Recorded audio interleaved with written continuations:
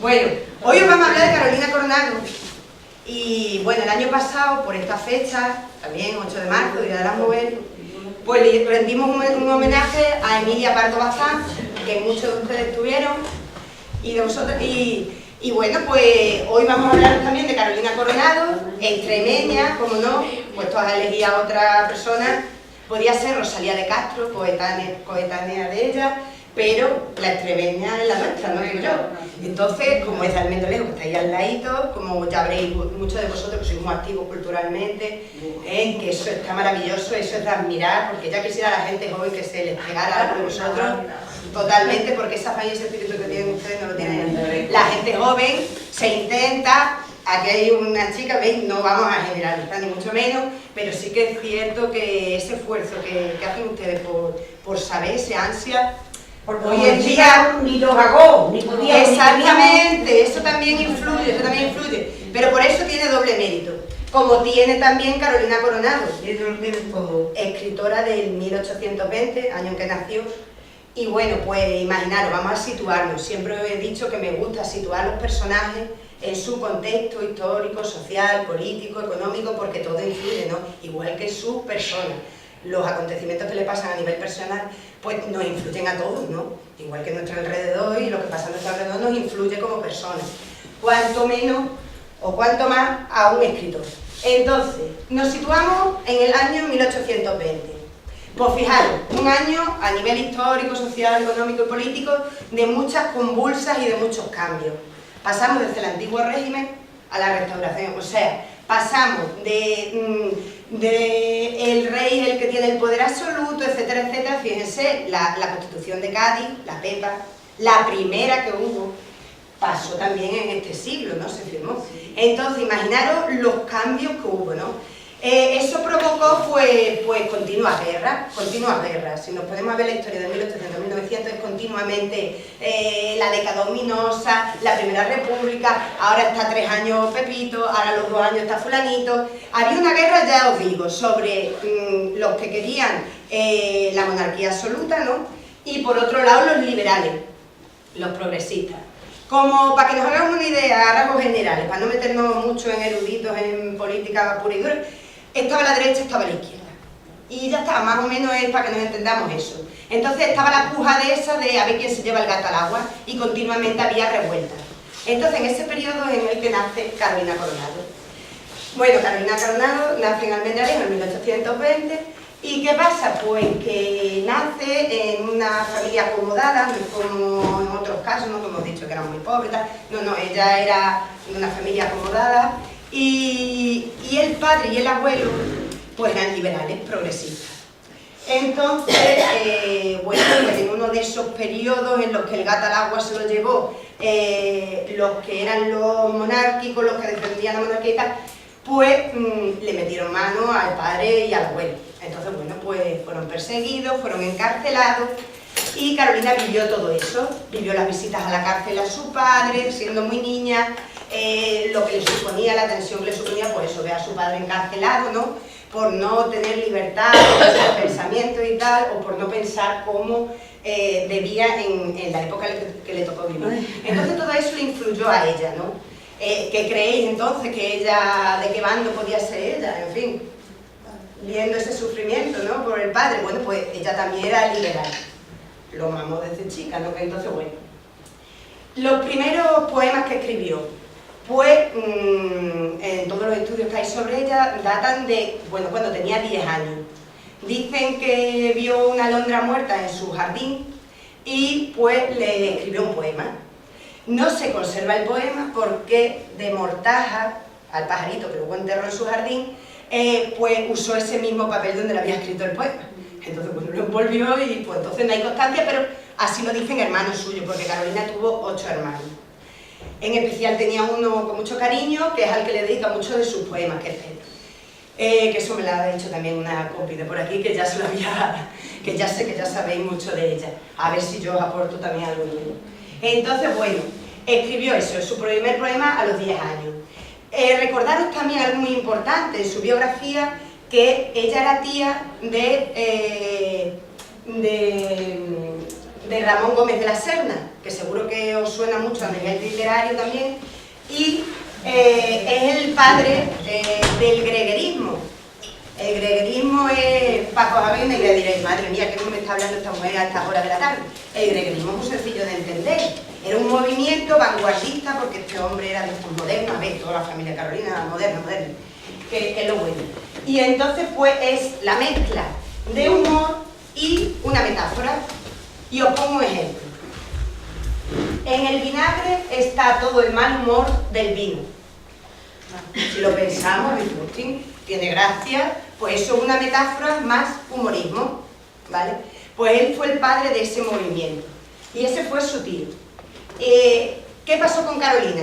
Pues que desde pequeñita, como hemos dicho, en el contexto en el que nació, una época, imaginaros, en 1820, la sociedad patriarcal, los hombres son los que mandan, la mujer en el hogar. A la mujer en aquellos entonces se le ponía el apodo o el nombre, la etiqueta de el ángel del hogar, que suena muy bonito, sí, a ver, pues como todo, si queremos adornarlo y ponerlo bonito, todo se ve de color de rosa, pero claro, el ángel del hogar quiere decir que a la mujer solo se le permitía, pues, dedicarse a sus tareas domésticas, a las labores, al cuidado de la familia y poco más. A la mujer se la concebía, pues, como un ser con muchos sentimientos, pues eso, como siempre se nos ha dicho, el sexo débil. Sentimientos, emociones, todo lo que siempre se ha dicho que era de chica. Y el hombre, pues, es el que tiene la inteligencia. Nosotros, se supone que en aquella época, como piensan algunos ahora también, no tenemos inteligencia. Entonces, bueno, pues eso es lo que le pasó a Carolina y es lo que había en su casa, ¿no? Porque, bueno, es lo que tocaba, no es que fueran mejores ni para su familia, sino que era la mentalidad de entonces. Entonces Carolina tuvo que ser autodidacta y luchar contra todo ese entorno, contra ese mundo y ese ciclo en el que le tocó vivir. Entonces, ¿qué pasa? Que ella tenía un afán y unas inquietudes desde chica por saber, conocer, aprender. Entonces digo, pues no me queda otra que ser autodidacta, porque, a ver, pero ¿qué pasa? Que también tenía que hacer las cosas de casa, etcétera, etcétera, porque su madre, pues, como muchas le decía, tienes que hacer esto, lo otro, lo otro, lo otro. Claro. Entonces la pobre, ¿qué pasa? Pues que por las noches decía, pues afán de superación, como tenéis vosotras, ¿no? Y vosotros, pues por las noches se ponía a estudiar todo lo que le caía en la mano, en la biblioteca familiar y los libros que por ahí podía coger. Fijaros el afán que tenía de superación y de aprender, que llegó a saber, bueno, aparte del arpa y el violín, que eso, bueno, pues eso más o menos se le permitía porque quedaba muy bien, y más en que ella era burguesa, que no era, exactamente, no era del pueblo llano, sino, hombre, que era una familia medianamente acomodada, tirando a alto. Entonces, bueno, eso, el virtuosismo del piano y del violín, eso se le permitía. Pero claro, todo lo demás no. Entonces, bueno, pues por la noche. Pero aprendió hasta francés e italiano, con libros. Aprendía a traducirlos con el afán de conocer también que otras culturas, se movía por Francia, por Italia. Y entonces, pues, se puso afanosa y aprendió perfectamente el francés y el italiano. Todo eso sola. ¿Qué pasa? Que eso se junta con que le frustraba mucho el entorno en el que vivía y el que no la entendieran, ese afán de querer aprender y tal, que a veces pues caía como, era un poco depresiva, ¿no?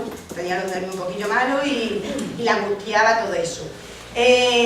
Cuando se hacen estudios de ella o biografías, normalmente queda muy bonito decir que como ella nació en el siglo del romanticismo, porque como todos los románticos eran todos depresivos, no sé qué, y ella como era romántica era depresiva, pero en este caso era más bien por su condición física, ¿no? Que digamos que le vino ya desde chica que tenía los nervios un poco más la mujer. Pero bueno, total que luchó con todo eso. Luego ya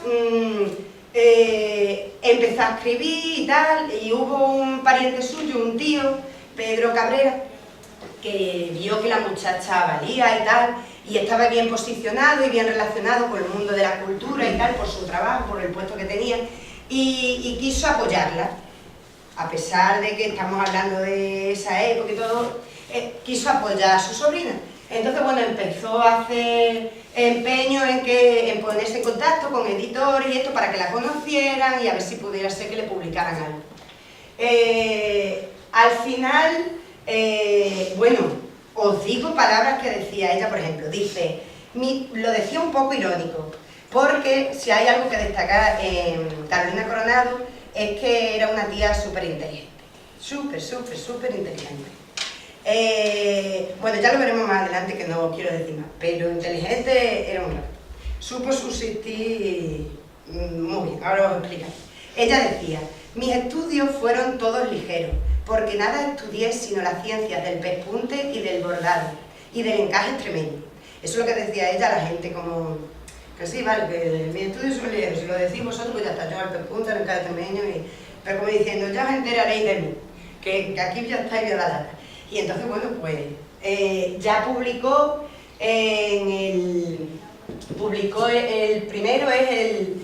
Bueno, a ver, con ayuda, como os he dicho, de su tío, en el periódico de Madrid, El Piloto, es cuando publicó por primera vez su poema A la Palma.